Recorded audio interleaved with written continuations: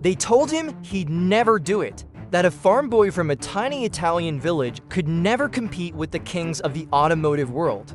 You won't believe this. Not only did he prove them wrong, he humiliated one of the most powerful names. In racing, no one saw it coming, but a single insult from Enzo Ferrari would light a fire that changed everything. This isn't just a story about cars. It's about how a boy who fixed broken tractors in a dusty barn built one of the most powerful brands on the planet. It's about the hidden lesson in turning rejection into revenge, and how what no one tells you about resilience could change your life today. So, before you think your background is holding you back, or that the odds are too stacked against you, let me show you what really happened and why it almost didn't work. Because the shocking story of Ferruccio Lamborghini isn't just history. It's a blueprint for anyone who refuses to stay in their lane. 1. Humble beginnings and mechanical passion. Ferruccio Lamborghini was born in 1916 in the small town of Cento, Italy, a place where the air smelled of fresh wheat and tractors echoed through the fields. While most kids were learning how to plant seeds, Ferruccio was obsessed with taking apart anything that had gears, bolts, or an engine. You won't believe this, but even before he could properly read, he knew how to reassemble a broken plow faster than most adults. No one saw it coming, but this fascination wasn't just a hobby, it was the seed of an empire. Growing up in a farming family, he was expected to follow the path of agriculture. But the truth revealed itself early. Ferruccio's mind was wired for mechanics, not crops. He'd skip farm chores to sneak into the barn, where he'd turn old bicycle chains into makeshift tools. Think about it, some people wait decades to discover their calling. Ferruccio stumbled into his before he turned 10. And that's a hidden lesson for all of us. Sometimes, your future is hiding in what you're already obsessed with as a kid. Back then, resources were scarce. If something broke, you didn't throw it away, you fixed it. Ferruccio learned to make do with whatever was lying around, a skill that would later define his engineering genius. This changed everything for him because he realized you didn't need the best tools to build something extraordinary. You just needed the right mindset. Today, if you think you can't start because you lack resources, remember Ferruccio started with scraps in a dusty shed. Neighbors would often bring him small mechanical problems, a jammed grain grinder, a stubborn water pump. It almost didn't work sometimes, but he'd find a way. That's what no one tells you. Expertise isn't built in workshops with perfect lighting, but in sweaty afternoons trying to fix something you've never seen before. For Ferruccio, every challenge was an invitation to get better. By his teenage years, he was already the mechanic kid of Cento. People trusted him with their most important tools, and he took that responsibility seriously. Learn from this mistake that many make, waiting until they feel ready before starting. Ferruccio didn't wait. He got his hands dirty, failed often, but every failure became a blueprint for success. And here's the shocking story. While the rest of the town thought they were looking at just another farmer's son, Ferruccio was quietly building the skill set that would one day challenge giants like Ferrari. But that's just the beginning, because the war was about to take his passion to a place he never imagined. 2. World War II, mechanical skills and POW experience. When World War II erupted, Ferruccio's life took a sharp, unpredictable turn. Drafted into the Italian Air Force, he was assigned as a mechanic, maintaining heavy vehicles and aircraft engines under extreme pressure. You won't believe this. Sometimes, they had to rebuild an engine in the middle of a battlefield with bullets whistling overhead. No one saw it coming, but these high-stakes repairs became the ultimate training ground for his future. In the chaos of war, mistakes weren't just costly, they were deadly. The truth revealed in those moments was that precision mattered more than speed, but sometimes you needed both. Ferruccio developed the ability to diagnose a problem just by listening to an engine's hum, a skill so sharp it bordered on supernatural. That's a hidden lesson. When you're under pressure, you either fold or you adapt so fast you surprise yourself. Then came the turning point. He was captured and sent to a prisoner of war camp in Rhodes, Greece. Most people would have seen this as the end of the road, but Ferruccio treated it like a new kind of workshop. With limited tools and parts, he began repairing anything he could get his hands on, from worn-out generators to makeshift vehicles. This changed everything because he proved that innovation thrives under constraints. It almost didn't work more than once. Supplies would run out, and he'd have to cannibalize one machine to fix another. What no one tells you is that this kind of resourcefulness doesn't just make you a better mechanic, it makes you fearless in the face of problems. He learned that impossible is often just code for you haven't tried hard enough yet. Even in captivity, Ferruccio's reputation grew. Guards, fellow prisoners, and officers all sought his help. Learn from this mistake many make, waiting for ideal conditions before they act.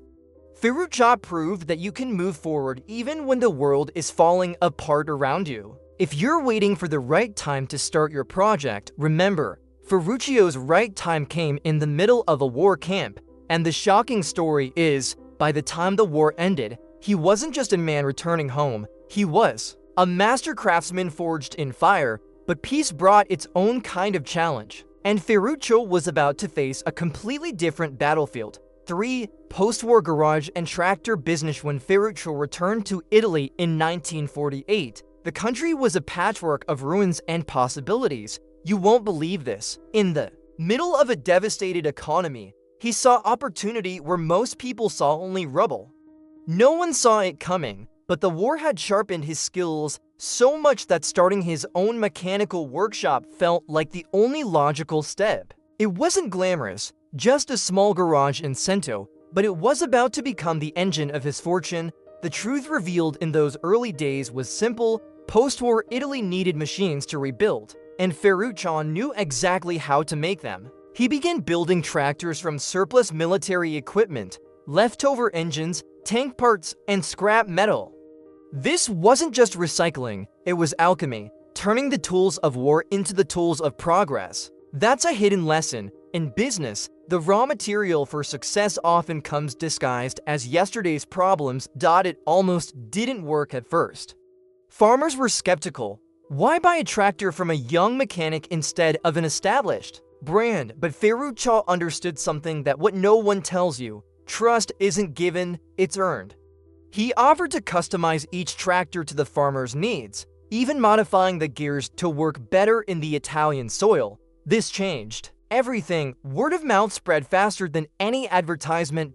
Within a few years, Lamborghini Trattori became a recognized name. Ferruccio was hiring employees, expanding production, and outpacing competitors. Learn from this mistake many entrepreneurs make, chasing every opportunity instead of dominating one. Ferruccio focused relentlessly on quality tractors until he owned the market in his region. If you're starting today, master one thing before you diversify. And here's the shocking story. He wasn't just selling machines, he was selling independence. For the first time, farmers could plow in hours what used to take days. In a country rebuilding itself, that kind of time saved meant everything. Ferruccio knew he was giving them more than horsepower. He was giving them freedom, but success has a funny way of stirring ambition. As his tractor empire grew, Ferruccio's eyes began to wander beyond the fields, towards something faster, sleeker, and far more personal. 4. Frustration with Ferrari and the turning point. The early 1960s. Ferruccio was a wealthy man. He had tractors, factories, and even a taste for luxury cars. You won't believe this. His favorite brand at the time was Ferrari. No one saw it coming, but that admiration was about to turn into one of the most famous rivalries in automotive history. Ferruccio owned several Ferraris, but they had one recurring problem. The clutch kept failing. The truth revealed itself after he personally dismantled the clutch of his Ferrari and realized it was the same component used in his tractors. A part designed for farming equipment was sitting inside a high-performance sports car worth a fortune. That's a hidden lesson. Even the most prestigious brands can cut corners.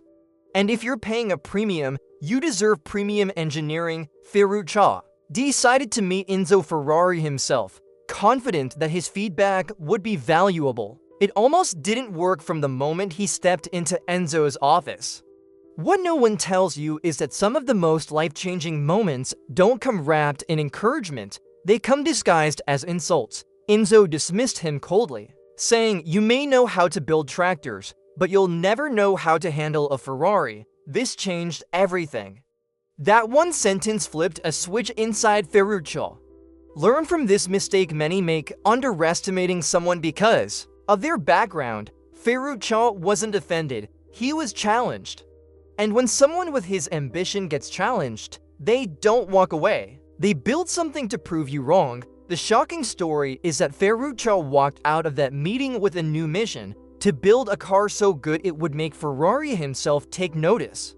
He didn't want to just compete, he wanted to redefine what an Italian sports car could be. In his mind, the race had already started, and the finish line was respect. And as the sound of Enzo's words echoed in his head, Ferruccio began sketching his vision: a machine that would be faster, smoother, and more luxurious than anything on the road.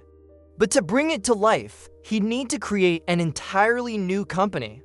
5. Founding Automobile Lamborghini 1963. In 1963, Ferruccio Lamborghini did what no one saw coming. He stepped into Ferrari's territory. You won't believe this, but just months after that infamous meeting with Enzo, Ferruccio had already purchased land in Sant'Agata of Bolognese, hired top engineers, and laid the foundation for Automobile Lamborghini.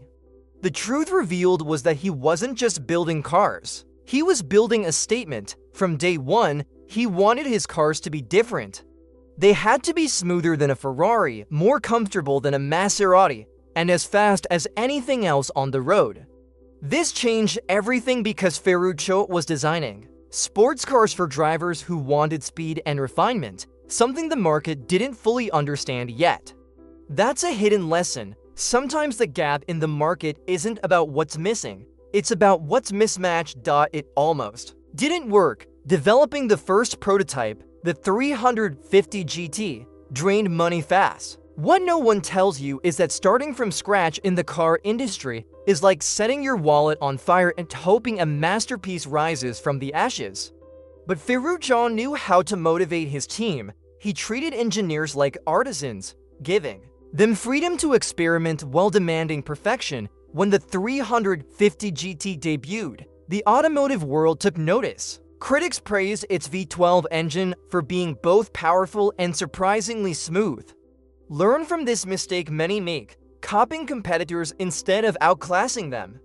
Ferruccio didn't want to be Ferrari. He wanted to beat Ferrari at his own game, and he was well on his way. The iconic bull logo became an instant talking point. Inspired by Ferruccio's zodiac sign, Taurus, and his fascination with Spanish bullfighting, it was more than branding. It was a declaration of strength, courage, and dominance.